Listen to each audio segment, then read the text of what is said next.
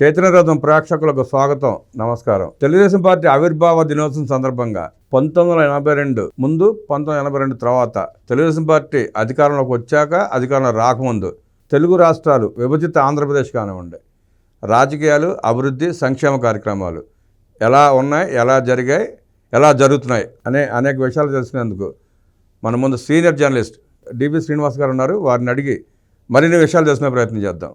Sir నమస్తే. నమస్తే అండి. సార్, తెలుగుదేశం పార్టీ ముందు, తెలుగుదేశం పార్టీ తర్వాత ఉమ్మడి ఆంధ్రప్రదేశ్, విభజిత ఆంధ్రప్రదేశ్, అభివృద్ధి, సంక్షేమం తదితర కార్యక్రమాలు పైన మీ విశ్లేషణ. తెలుగు వాళ్ళకు ఒక గుర్తింపు, ఒక గౌరవం లేని సందర్భం. తెలుగు వాళ్ళంటే ఒక చులకన, అవమానాలు, దుర్భర పరిస్థితులు, వాటి నుంచి ఆవిర్భవించిందే తెలుగుదేశం పార్టీ.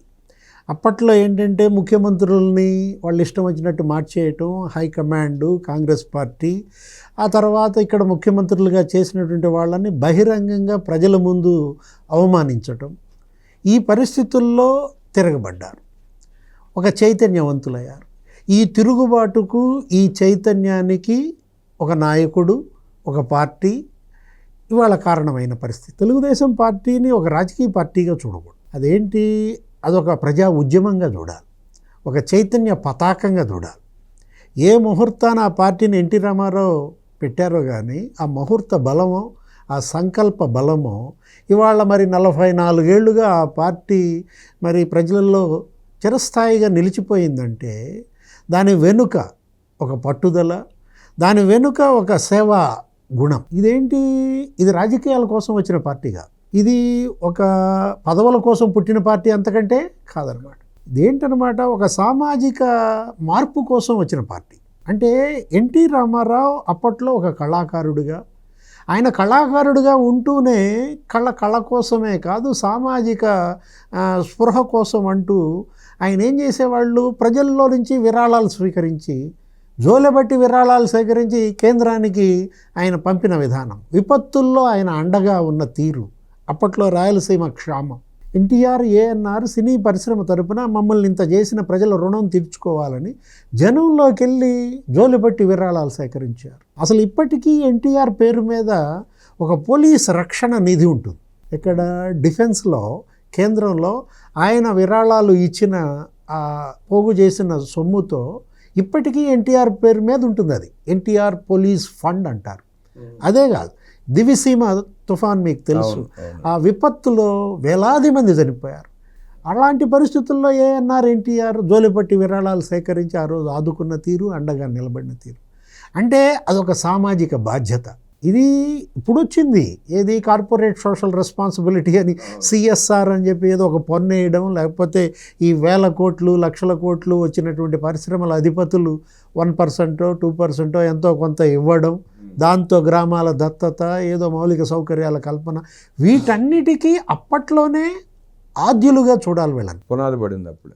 అంటే ఏంటి, మమ్మల్ని ఇంత చేశారు ప్రజలు, వాళ్ళకి మేమేం చేయాలి. ఆయన ఎన్టీ రామారావు అప్పుడు పాపారాయుడు షూటింగ్ అప్పుడు ఎవరో జర్నలిస్ట్ అడిగారు, ఏమంటే మీరు ఇప్పుడు 60వ ఏళ్ళలో ప్రవేశిస్తున్నారు, మీ పుట్టినరోజు ఏంటి మీ సంకల్పం అని అడిగితే ప్రజాసేవే నా సంకల్పం అన్నారు. అది ఆయన యాదృచ్ఛికంగా వచ్చిన మాట అన్నమాట. ఆ తర్వాత ఏదో ప్రెస్ మీట్ పెట్టారు, ఇక్కడ చిన్న ప్రెస్ మీట్లో ఆ రోజు అడిగారు జర్నలిస్టులు కూడా, ఏంటి మీ పార్టీ పేరు అని. సింపుల్గా లాల్చీ జేబులో నుంచి ఒక కాగితం తీసి చూపించాడు, చదివాడు, తెలుగు దేశం అన్నాడు. అంటే కష్టజీవుల కన్నీటిలో నుంచి, అన్నదాతల ఆక్రందనల నుంచి పుట్టింది తెలుగుదేశం అని ఆయన గొంతు పలుకుతూ అంటే నిక్కబొడవని రోమాలున్న తెలుగువాడు ఉన్నాడు. అసలు రక్తం పరుగులు తీసేది. అంటే అసలు ఆయన ఒక ట్రెండ్ సెట్టర్ అంటోంది. అందుకే అన్నమాట, ఏది అసలు ప్రచారంలో కొత్త సరళి. అప్పటిదాకా మనకు తెలియదు, ఇందిరాగాంధీ, నెహ్రూ, ఉద్దండులు ఉన్నారు, చరణ్ సింగ్, మొరార్జీ దేశాయ్, చంద్రశేఖర్, వీళ్ళందరూ చేసినా కూడా చైతన్య రథం అంటూ ఒకటి తీసుకుని ఆ వాహనం మీద ప్రజల్లో ఉంటూ 9 నెలల్లో అధికారంలోకి రావడం అనేది అదొక పెద్ద రికార్డుగా, అంటే ఒక ఉరవడి, ఒక సజీవ స్రవంతి. ఏది ఎన్టీఆర్, తెలుగుదేశం పార్టీ ఒక సంస్కరణవాదిగా ఇవాళ ప్రజల గుండెల్లో నిలిచిపోయాడు, ఒక విప్లవకారుడిగా మిగిలిపోయాడు. ఆయన నిర్ణయాలన్నీ ఒక ఎత్తే. ఆయన ఉన్నది కొంతకాలమే. ఎంతకాలం రాజకీయం చేశారు? ఒక పుష్కరం. మహా ఉంటే 11 ఏళ్ళు 12 ఏళ్ళు. ఆయన ఎంతకాలం ముఖ్యమంత్రిగా పనిచేశారు? 6 ఏళ్ళు. అంటే 6 సంవత్సరాల్లో 60 ఏళ్ల అభివృద్ధి, 60 ఏళ్ల సంక్షేమం, అసలు నభూతో నభవిష్యత్ అన్నమాట. మహిళలకు ఆస్తి హక్కు కల్పించటం, మహిళలకి అటు రిజర్వేషన్లు ఇవ్వటం స్థానిక సంస్థల్లో, అసలు దేవదాసి విధానాన్ని రద్దు చేశారు. జోగిని వ్యవస్థని ఉంటుందన్నమాట, ఏది ఆలయాల్లో మహిళల్ని ఇది చేస్తూ ఉన్న దాంట్లో. ఒకటి కాదు సంస్కరణ, మాండలిక వ్యవస్థ తెచ్చాడు. అప్పట్లో సమితులు ఉండేవి, ఏది 350 సమితులు ఉండేవి. జనం చాలా ఇబ్బందులు పడుతుండేవాళ్ళు. సమితి ప్రెసిడెంట్ అతను ఒక రాజు అనుకునేవాడు. అలాంటి పరిస్థితుల్లో బ్లాక్స్ని రద్దు చేసేసి దగ్గర 1100 మండలాలు చేసి పారేశాడు. మాండలిక వ్యవస్థ తెచ్చాడు, ప్రజల వద్దకు పాలన తెచ్చాడు, ఒక సింగిల్ విండో సిస్టమ్ తెచ్చాడు. అంటే రైతులు రకరకాల కార్యాలయాల చుట్టూ తిరగాల్సిన అవసరం లేకుండా అన్ని కార్యాలయాలు ఒక చోటే ఉండాలి. వ్యవసాయం, రెవెన్యూ, పోలీస్ మొత్తం అంతా ఒకే చోటకు తీసుకొచ్చి ఆ సింగిల్ విండో సిస్టమ్ అని తీసుకురావటం అనేది సహకార వ్యవస్థలో అసలు మామూలు మార్పు కాదనమాట. ఆ ఇరిగేషన్లో విప్లవం తీసుకొచ్చాడు. ఏది అప్పట్లో ఆయనకి కొంతమంది సాగునీటి రంగ నిపుణుల్ని పెట్టుకొని ఆయన ఏంటి రామకృష్ణారావు వీళ్ళందరూ ఉండేవాళ్ళు, కుడితిపూడి వీళ్ళందరి సలహాల మేరకి సాగునీటి రంగంలో ఒక విప్లవం అనాలా, ఒక ఉద్యమం అనాలా, ఇవన్నీ ఆయన తీసుకొచ్చిన ప్రాజెక్టులే. అంద్రి నీవా సుజల స్రవంతి, తెలుగు గంగ, గాలేరు నగరి, సుజల స్రవంతి, ఆ పేర్లు చూస్తేనే మీకు అర్థమైపోతుంది అన్నమాట. ఏది ఇక్కడ ఎస్ఆర్ఎస్పి, ఇక్కడ మన తెలంగాణలో లిఫ్ట్ ఇరిగేషన్స్, అటు రైతులకి 50 రూపాయలకే హార్స్ పవర్ విద్యుత్ అన్నాడు. అసలు భూమి శిస్తు రద్దు చేసి పారేశాడు. అసలు పటేల్ పట్వారీ వ్యవస్థను తీసుకొచ్చి ఈ కరణం మున్సబుల్ని నీకు పీక్ అవతల పారేసిన పరిస్థితుల్లో, అంటే ప్రజలు ఏది కోరితే అది చేసిన విధానం, అసలు ప్రజల వద్దకే పాలన తెచ్చిన తీరు, నభూతో నభవిష్యత్. మనం అంటోంది అదే, ఒక సంస్కరణవాదిగా చూడాలి, ఒక విప్లవకారుడిగా చూడాలి, లీడర్గా ఎవరు అతన్ని చూడని పరిస్థితుల్లో అంతకుముందు మద్రాసీలుగా తెలుగువాడికి అసలు గౌరవం లేదు, గుర్తింపు లేకపోగా అవమానాల బారి నుంచి తెలుగువాడి వేడి వాడి అంటే ఏంటో చూపించిన ఎన్టీఆర్, ఆ తర్వాత పార్టీ నాయకత్వ బాధ్యతలు చేపట్టిన చంద్రబాబు, ఆయన ఎంత 12 ఏళ్ళు, ఈయన మరి ఇప్పుడు 30 ఏళ్ళుగా మోస్తున్నాడు. 31 సంవత్సరాలు అండి. అంటే ఒక పార్టీ అధ్యక్షుడిగా ఇన్ని సంవత్సరాలు పార్టీని సంస్థాగతంగా బలోపేతం చేయడం అంటే అతను ఆత్మాభిమానం పెంచితే ఈయన ఆత్మవిశ్వాసాన్ని పెంచాడు. ఆయన ఇల్లు కట్టిస్తే ఈయన ఇల్లు నిలబెట్టాడు. అంటే ఏంటి, పక్కా ఇళ్ళకి ఆద్యుడు ఎన్టీఆర్. పేదలకు అప్పటికంత ముందు ఏంటి, ఒట్టి తాటాకులతో ఒక 4 తాటాకులు, ఒక 6 బొంగులు, ఒక 10 తడికలు ఇచ్చి ఇల్లు వేసుకోమనేవాడు. అవునండి. అలాంటి పరిస్థితి నుంచి పేదోడు కూడా పక్కా ఇల్లు ఉండాలి, కాంక్రీట్ స్లాబ్ కిందే నివసించాలంటూ ఆయన హయాంలో ఏడాదికి 50,000 ఇళ్ళు కట్టేవాళ్ళు. ఎవరు? ఎన్టీఆర్. చంద్రబాబు ముఖ్యమంత్రి అయిన తర్వాత ఏడాదికి 1,00,000 ఇళ్ళు కట్టారు. తర్వాత అసలు 2 లక్షల ఇళ్ళు కట్టారు. అంటే ఇప్పుడున్న ఈ పేదల పక్కా ఇళ్ళన్నీ తెలుగుదేశం, ఎన్టీఆర్, చంద్రబాబు వీళ్ళ హయాంలో వచ్చినవే అన్నమాట. ఒక పక్కా ఇళ్ళే కాదు, అసలు రిజర్వేషన్లు ఇచ్చారు. బీసీలు ఈ పార్టీకి వెన్నెముక అంటారు. ఏది బ్యాక్వర్డ్ క్యాస్ట్. ఆ స్థానిక సంస్థల్లో ఎన్టీఆర్ ఇచ్చిన రిజర్వేషన్స్, ఒక 20% రిజర్వేషన్ల వల్ల కొత్త నాయకత్వం బీసీల్లో, ఎస్సీ, ఎస్టీ, ముస్లింల్లో ఎదిగింది. మనం చూసాం ఈ దేవేంద్ర గౌడ్ వీళ్ళందరూ అలా వచ్చి జడ్పీ చైర్మన్లుగా అయ్యి ఆ తర్వాత రాష్ట్ర స్థాయి నాయకులుగా మారిన తీరు. ఈ యనమల రామకృష్ణుడు, లేకపోతే ఎర్రన్నాయుడు, కేఈ కృష్ణమూర్తి, అక్కడ మహేంద్రనాథ్, అసలు ఈ నాయకత్వం అంతా కూడా బడుగు బలహీన వర్గాల నుంచి ఒక ధ్వజస్తంభాలుగా మారి వీళ్ళే కేంద్ర మంత్రులుగా కావడం. లోక్సభ స్పీకర్గా బాలయోగి నియామకం, అసెంబ్లీ స్పీకర్గా ప్రతిభాభారతి నియామకం. అంటే ఒక దళిత మహిళ, ఒక దళిత నేత, మరి మీరంతా అగ్రకులాలు లేచి నుంచోవాలి. ఆయన వస్తే ఆయన చైర్లో కూర్చుంటే ఎలా ఇది బడుగు బలహీన వర్గాలకి వెన్నెముకగా మారిందంటే, అసలు రిజర్వేషన్లు కూడా మహిళలకి 9% ఇచ్చాడు. అంటే మహిళా సాధికారత అటు చదువులో, ఇటు ఆర్థికంగా, అటు రాజకీయంగా కూడా. ఇప్పుడు అది చంద్రబాబు మళ్ళీ 20% చేశారు. అసలు ఇప్పుడు అది దేశవ్యాప్తంగా 33% అవుతుంది. అసలు ఇప్పుడు 50% లోకల్ బాడీస్లో వచ్చేసిన పరిస్థితుల్లో మహిళలకి ఇవాళ సాధికారత, చంద్రబాబు డోక్రా విప్లవం తీసుకురావటం, అసలు మరి 1 కోటి మంది మహిళలు అప్పట్లో ఉమ్మడి రాష్ట్రంలో నీకు డోక్రాలో పొదుపు సంఘంలో సభ్యులుగా చేరటం, అదొక ఉద్యమం. ఏది మహిళలకి ఆర్టీసీలో కండక్టర్స్గా వచ్చారంటే మహిళలు, ఇప్పుడు మనం బస్ ఎక్కితే కొట్టేది టికెట్ ఆమె. ఇవన్నీ అంటే ఏంటి? సాధికారత. ఎలా మహిళల్లో రాజకీయ సాధికారతగా వచ్చింది, ఆహార భద్రత తెచ్చింది. 2 రూపాయల కిలో బియ్యం పథకం ఎవరిది? ఎన్టీఆర్ది. ఆ తర్వాత ఇక్కడ చంద్రబాబు ఈ మధ్య ఇక్కడ అన్నా క్యాంటీన్లు అనేది పెట్టడం, ఇవన్నీ కూడా పేదరిక నిర్మూలన, ప్రజల జీవన ప్రమాణాల పెంపు. అసలు ఎన్టీఆర్ తీసుకున్న ఆ సిద్ధాంతం ఏంటి? సమాజమే దేవాలయం అన్నాడు, పేదలే దేవుళ్ళు అన్నాడు.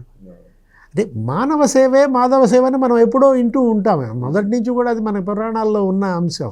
దాన్ని ఆయన మార్చి చెప్పిన విధానం అంటే ఇది ఒక సైద్ధాంతిక ప్రాతిపదికన ఏర్పడిన పార్టీ, సంస్థాగతంగా బలపడిన తీరు, చంద్రబాబు బలోపేతం చేసిన విధానం. ఎందుకంటే ఇక్కడ కార్యకర్తే అధినేతగా, అంటే ఈ తెలుగుదేశం పార్టీ కార్యకర్తలకు పార్టీకి కనెక్టివిటీ అదేంటి? అదొక ఫ్యామిలీ రిలేషన్, ఒక కుటుంబంగా.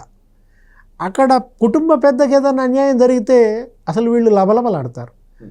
ఏది? అసలు వీళ్ళు అన్నాలు తింటాం మానేస్తారు. మనం చూసాం చంద్రబాబుని అరెస్ట్ చేసినప్పుడు 70 దేశాల్లో జనం రోడ్ల మీదకి వచ్చారంటే, అసలు చంద్రబాబు అరెస్టు చేసిన తర్వాత అతను చేసిన అభివృద్ధి అంతా బయటపడింది. ఏదో గేదె చచ్చినాక పాడి బయటపడ్డట్టుగా ఆయన సైబరాబాద్ కట్టాడు, ఆయన జినోమ్ వ్యాలీ పెట్టాడు, ఆయన ఐటీ తెచ్చాడు. దగ్గర దగ్గర ఇవాళ తెలంగాణ సంపన్న రాష్ట్రంగా మారిందంటే 9 లక్షల మంది ఇవాళ ఐటీలో పనిచేస్తున్నారంటే అదేంటి? అదొక కామధేనువుగా ఏడాదికి 50,000 ఉద్యోగాలు అదనంగా సృష్టి. అంటే అప్పుడు ఐటీ అన్నాడు, ఇప్పుడు ఏఐ అంటున్నాడు. ఏది? ఆర్టిఫిషియల్ ఇంటెలిజెన్స్ అని చెప్పి తీసుకుని ఇప్పుడు ఈ విభజిత ఆంధ్రప్రదేశ్కి ముఖ్యమంత్రిగా ఆయన అప్పుడు విజన్ 2020 ఇస్తే హేళన చేశారు, 420 అన్నారు. ఇప్పుడు అదే 2020 మళ్ళీ ఇప్పుడు నిజమైందని వాళ్ళే ఒప్పుకుంటున్నారు. ఆయన ఏదో నవ్వుతా అప్పట్లో అన్న మాట చంద్రబాబు, ఇక ఏ ఇజాలు లేవు అన్నీ టూరిజమే అన్నాడు. అవును. కమ్యూనిస్టులకు ఉలికి పడ్డారు. ఏది? ఆయన కమ్యూనిజాన్నే ఉద్దేశించి అన్నాడంటూ వాళ్ళు అసలు గందరగోళం చేసేశారు. సిపిఐ సిపిఎం అసలు చంద్రబాబు ఉండటానికి ఇల్లేదని చెప్పి ఉద్యమాలు. నిన్న ఆయన అదే తెలంగాణ శాసనసభలో ఒప్పుకున్నాడు. ఏమని? అది అప్పుడు చంద్రబాబు అంటే మేమేదో బాధపడ్డాం కానీ అది నిజం, టూరిజమే ఇప్పుడు ఇజం అని అన్నాడంటే దానికి చంద్రబాబు ఏమని స్పందించాడు అంటే, నన్ను అర్థం చేసుకోవడానికి వాళ్ళకి 30 ఏళ్ళు పట్టిందన్నాడు. చంద్రబాబు ఆలోచన, ఆయన దూరదృష్టి 30 ఏళ్ళు ముందు ఉంటుంది. అది సైబరాబాద్ నిర్మాణం కావచ్చు, జినోమ్ వ్యాలీ కావచ్చు, లేకపోతే శంషాబాద్ ఎయిర్పోర్ట్ కావచ్చు, ఔటర్ రింగ్ రోడ్ కావచ్చు, ఇప్పుడు ఈ విజన్ 2047 కావచ్చు. అంటే 2047 అంటే వీళ్ళంతా మళ్ళీ ఉలికి పడుతున్నారు. ఏది? కొంతమంది పిచ్చి విమర్శలు చేస్తారు, ఏమని? 2047 దాకా ఈయన బతుకుంటారా అని. ఇప్పుడు 2020 దాకా ఆయన అన్నప్పుడు అవే విమర్శలు. అంటే తను ఎప్పుడు చెప్తుంటారు, అసలు తిరుమల తిరుపతికి ఆయనే బ్రాండ్ అంబాసిడర్. ఏది? 7 కొండల వాడికి ఇంకెవరో బ్రాండ్ అంబాసిడరు అవసరం లేదు. నన్ను మళ్ళా బతికిచ్చిందే ఆయన. ఆ రోజు అలిపిరిలో 21 మందు పాత్రలు పేలి ఆయన మళ్ళా బయటకు వస్తే, నిన్న మొన్న మధ్య పవన్ కళ్యాణ్ బ్రహ్మాండంగా అద్భుతంగా చెప్పాడు. అసలు తెలుగుదేశం నాయకులు కూడా అంత అద్భుతంగా చెప్పాలి. ఇన్నేళ్ల చరిత్రలో అది జరిగి ఇప్పుడు 25 ఏళ్ళు అవుతుంది. అలిపిరిలో మరి 21 మందు పాత్రలు పేలితే సింపుల్గా లేచి నుంచుని దుమ్ము దులుపుకుని చాలా బాగా చెప్పారు. పదండి ముందుకన్నాడు. ఆయన విజన్, ఆయన దార్శనికత ఇవాళ ఏంటి? యువతరం ఈరోజు మనం చూసాం. ఆయన ఎక్కడికి వెళ్ళారు? ఆ చెన్నై మద్రాస్ ఐఐటీలో పాల్గొన్నట్టున్నారు. ఆయన పేరింటే, అతను నడిచి వస్తుంటే, ఆయన మాట్లాడుతుంటే అసలు ఆ రోరింగ్ షౌట్స్, ఆ క్లాప్స్ అంటే ఏంటి? యువతరంలో అంతగా ఆయన పట్ల విశ్వాసం, నమ్మకం. ఎందుకని? ఆయన పేరే ఒక బ్రాండ్ అంటాడు. లోకేష్ బాబు కూడా ఎప్పుడో మనం విన్నాం. ఎవరో మీకు తెలంగాణకు హైదరాబాద్ ఉంది, కర్ణాటక బెంగళూరు ఉంది, తమిళనాడుకి చెన్నై ఉంది, మహారాష్ట్రకు ముంబై ఉంది అంటే ఈయన టపకమని మాకు చంద్రబాబు ఉన్నాడు అన్నాడు. ఆయన మా బ్రాండ్. అంటే బాబు అనేది ఒక బ్రాండ్గా ఇప్పుడు మనం చూసాం. బిల్ గేట్స్తో ఆయన యొక్క మీటింగ్ గురించి చెప్తారు. అతను అసలు నన్ను కలవటానికే అతను సుతరాము ఇష్టపడలేదు. ఒక 5 నిమిషాలు నేను అపాయింట్మెంట్ ఇవ్వమంటే మరి ఆయన వెనక్కి అంజయ్ చేసిన పరిస్థితుల్లో ఏదో ఒక 5 నిమిషాలు అపాయింట్మెంట్ ఇస్తే అది 15 నిమిషాలు కాస్త 150 నిమిషాల పాటు సాగింది. ఆశ్చర్యపోయాడని బిల్ గేట్స్. ఏది ఎక్కడో ఒక మారుమూల రాష్ట్రం ఆంధ్రప్రదేశ్, దానికో ముఖ్యమంత్రి, అతను టెక్ దిగ్గజం ముందు ల్యాప్టాప్లో పవర్ పాయింట్ ప్రజెంటేషన్. ఇప్పటికీ బిల్ గేట్స్ మరి అది మర్చిపోలేదంటే అంటే చంద్రబాబు దార్శనికత, అతని విజనే కాదు అతని ఇంప్లిమెంటేషన్. ఏది ఇవాళ ఆయనతో పనిచేయడం అనేది అదొక స్కూల్. ఏది మనం చంద్రబాబు తను నిద్రపోడు, ఇతరులను నిద్రపోనీయడు అంటారు.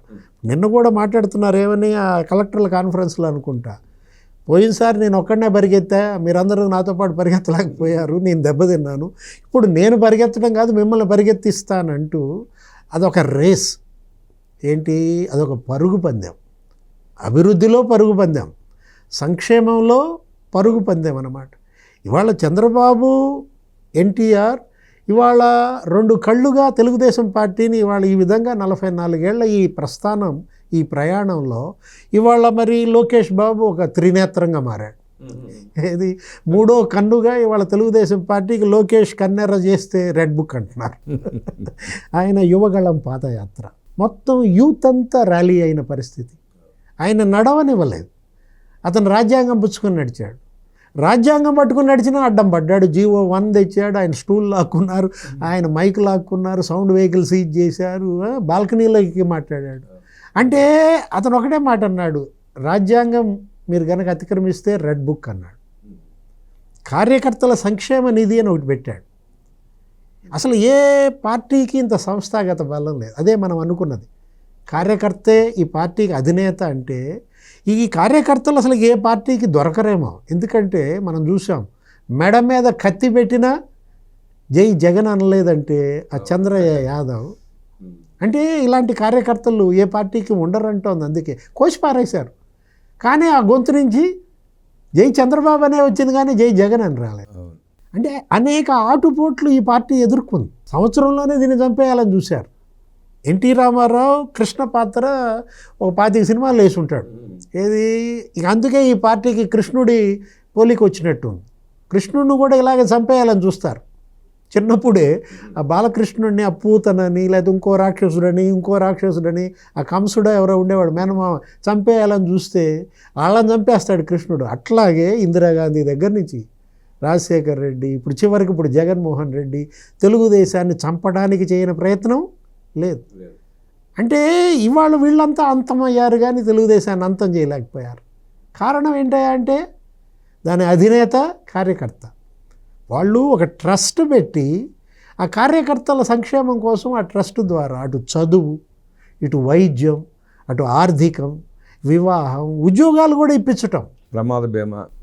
ఎందుకంటే అదే లోకేష్ తీసుకొచ్చింది. మొదట్లో 2 లక్షలు ఇచ్చారు ఇన్సూరెన్స్, ఇప్పుడు దాన్ని 5 లక్షలకు పెంచారు. ఎన్టీఆర్ ట్రస్ట్ అంటూ ఒకటి పెట్టి నారా భువనేశ్వర ట్రస్టీగా, మరి బసవతారకం క్యాన్సర్ హాస్పిటల్ పెట్టి వాళ్ళ బాలకృష్ణ దాని చైర్పర్సన్గా, బ్లడ్ బ్యాంక్ కానీ, నీకు మోడల్ స్కూల్స్ కానీ చెల్లపల్లిలో, ఇటు ఈ గండిపేటలో, అంటే అటు పార్టీ వల్ల నష్టపోయిన కుటుంబాలకి ఒక భరోసా, వాళ్ళకు ఒక భద్రత, ఒక భవిష్యత్, ఒక వాళ్ళకే కాదు మొత్తం యూత్ అందరికీ కూడా. అంటే అసలు ఎక్కడ ఎవరికి ఏ ఆపద వాటిల్లినా వీళ్ళు వాళ్తారు. ఎక్కడో ఉత్తరాఖండ్ వరదల్లో తెలుగు వాళ్ళు చిక్కుకుంటే అక్కడికి వెళ్ళి వాళ్ళని మళ్ళీ స్వస్థలాలకి చేర్చటం, గల్ఫ్లో, ఆస్ట్రేలియాలో, దేశ విదేశాల్లో ఎక్కడ తెలుగువాడికి ఆపద వాటిల్లినా తెలుగుదేశం పార్టీ, అది అధికారంలో ఉన్నా ప్రతిపక్షంలో ఉన్నా. మనం గతంలో ఏ పార్టీకి చూడలేదు. జాతీయ పార్టీలు దగ్గర 6-7 ఉన్నాయి, ప్రాంతీయ పార్టీలు ఒక 55 ఉంటాయి, ఒక 1300 ఉంటాయి రికగ్నైజ్డ్, అన్రికగ్నైజ్డ్ పార్టీలు. ఏ పార్టీకి లేని సంస్థాగత నిర్మాణం ఈ పార్టీకి వచ్చిందంటే ఇది ఒక పార్టీ కాదు, ఇది ఒక ఫ్యామిలీగా ఆ కార్యకర్త, ఆ అధినేత కనెక్ట్ అయిన తీరు ఉమ్మడి కుటుంబం లాంటిదేనండి. ఇక్కడ అది బేస్ అన్నమాట. ఆ పునాదులు ఉన్నాయి కాబట్టే ఆ పునాదులను ఎవరు కదల్చలేని పరిస్థితి అన్నమాట. ఎన్టీఆర్ గారి ఆశయం, చంద్రబాబు గారి దార్శనికత, నారా లోకేష్ గారి పట్టుదల, తెలుగుదేశం పార్టీకి బలం బలగం కార్యకర్తలే అంటూ అద్భుతంగా విశ్లేషించిన డి శ్రీనివాస్ గారికి హృదయపూర్వక ధన్యవాదాలు తెలుపుకుంటూ నమస్తే సార్.